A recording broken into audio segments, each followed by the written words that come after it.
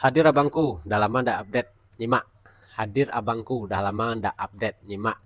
Jadi terima kasih buat si tukang baja karena selalu hadir di channelnya atau di videonya Dapur Tutorial.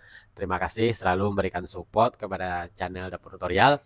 Jadi buat teman-teman, boleh dibantu support channel si tukang baja, sahabat kita. Nah, jadi pertanyaannya hadir abangku, udah lama ndak update, nyimak. Jadi apa alasan saya jarang update sekarang, jarang membuat video-video terbaru? Kenapa saya itu jarang update juga? Jadi ini masukan buat teman-teman juga. Buat teman-teman yang menemukan tutorial YouTube yang judulnya atau pembahasannya mengenai tentang algoritma YouTube yang 6 bulan belakang. Teman-teman coba lihat kalau teman-teman menemukan video yang 6 bulan yang lalu atau 4 bulan atau 1 tahun yang lalu yang membahas tentang algoritma YouTube. Ini bukan ngapa ya? Itu tidak bisa dijadikan pedoman ya. Kenapa? Karena kalau masalah algoritma itu setiap 3 bulan dan 6 bulan sekali cenderung YouTube selalu merubah sistem tentang algoritma.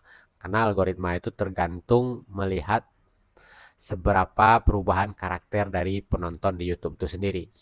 Jadi kalau untuk algoritma, tapi kalau untuk cara daftar monetisasi segala macam itu masih tetap sama ya. Tapi kalau masalah sistem algoritma, sistem rekomendasi dari YouTube itu selalu berubah-ubah.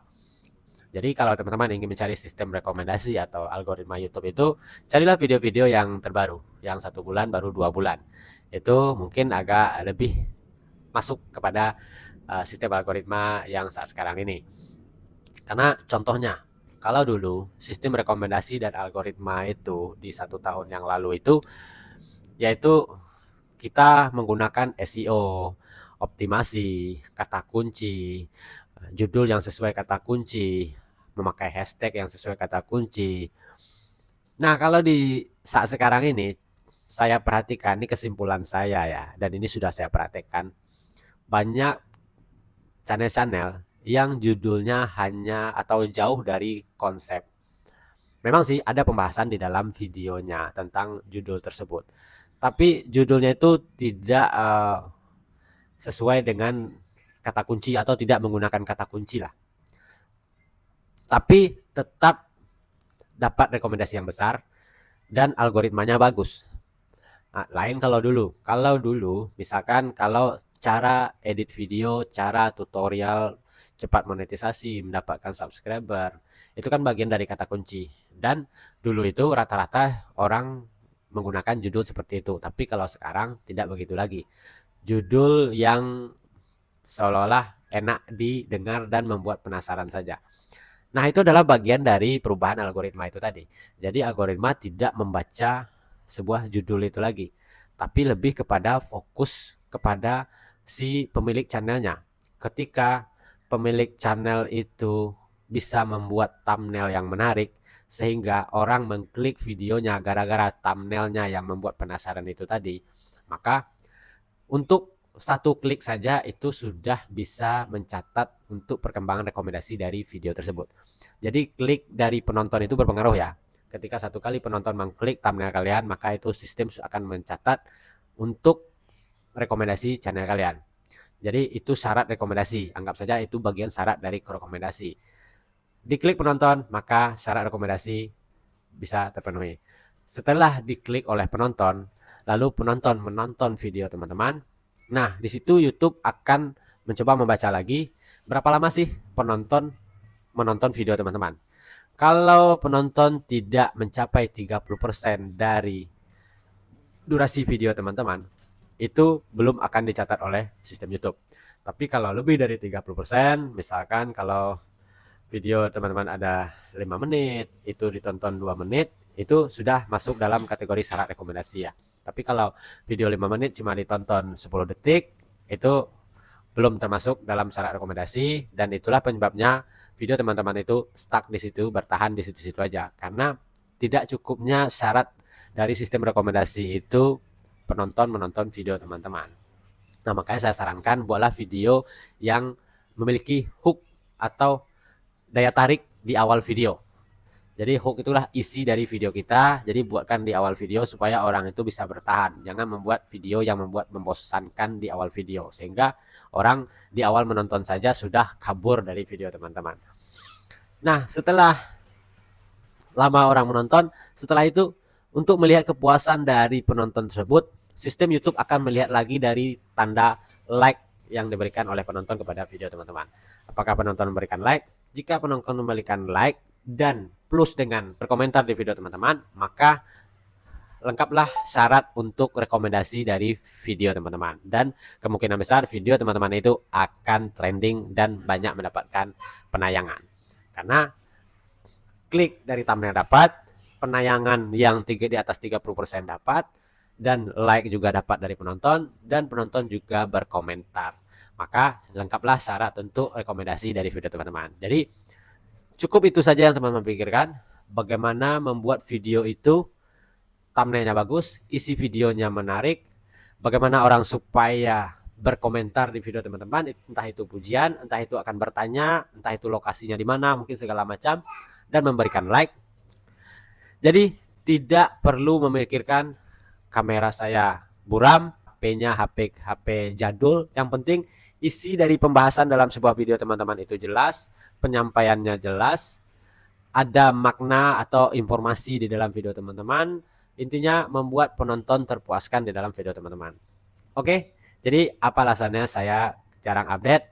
Ya itu tadi, karena perubahan algoritma itu tadi yang membuat saya agak santai. Karena kalau saya lihat, ketika kita buat seperti dulu, kita upload 2, 3, 4 video dalam satu hari, itu cenderung video itu view-nya bertahan di situ aja ya teman-teman.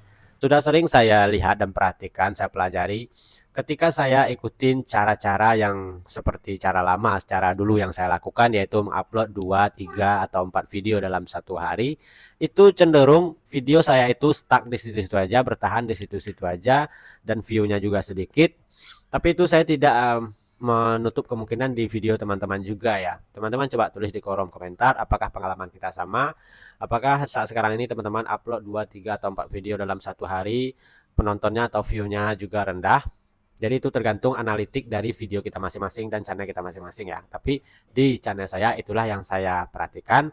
Ketika saya mengupload 2, 3 video seperti biasa, maka cenderung view-nya sedikit lambat naiknya. Tapi sekarang saya mencoba mengupload satu video, dan video yang satu itu saya coba tunggu sampai video itu trafficnya meningkat, analitiknya naik, dan mendapatkan view yang stabil. Nah, setelah view di video pertama yang saya upload itu stabil, barulah saya upload video kedua. Jadi intinya saya mencoba mengupload satu video dan saya tunggu dulu video itu mendapatkan penonton, ditonton oleh penonton, trafficnya naik, baru saya upload video kedua. Nah, sampai kapan saya menunggu? Ya, kalau memang satu hari belum juga naik, ya saya tunggu. 2 hari belum naik, ya saya tunggu. Nah, kalau 2 hari sudah naik, barulah saya upload video berikutnya. Jadi intinya saya tunggu. Makanya saya sekarang agak santai, kelihatan jarang update ya, karena saya melihat perkembangan dari channel itu tadi. Sekarang saya bertanya kepada teman-teman, siapa konten kreator yang teman-teman ketahui atau yang menjadi panutan bagi teman-teman yang videonya atau channelnya sering teman-teman tonton. Nah, coba tuliskan di kolom komentar siapa saja yang teman-teman ketahui dan siapa-siapa saja yang sekarang sudah jarang update di channelnya. Dan tahu enggak teman-teman mereka itu kemana? Jadi sekarang kalau saya lihat para konten kreator besar yang para suhu-suhu kita itu, sekarang itu mereka lebih fokus di aplikasi sebelah, yaitu aplikasi TikTok. Malah mereka sekarang merubah tema dari channel mereka yang awalnya tutorial YouTube, sekarang tutorial TikTok khusus afiliator ya.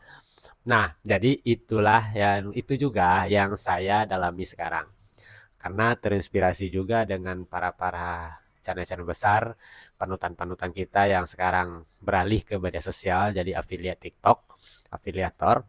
Sekarang saya juga mencoba mendalami masalah TikTok ya. Jadi menjadi afiliator di TikTok.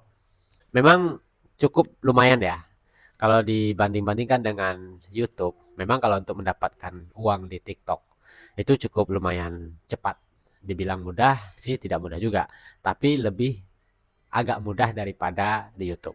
Di TikTok tidak perlu mencapai target. Nah, misalkan 1000 subscriber atau segala macam, cukup 1000 follower aja. Dan kalau untuk 1000 follower sih saya rasa, karena saya juga sudah mencoba mendalami di dunia TikTok, saya rasa tidak terlalu susah.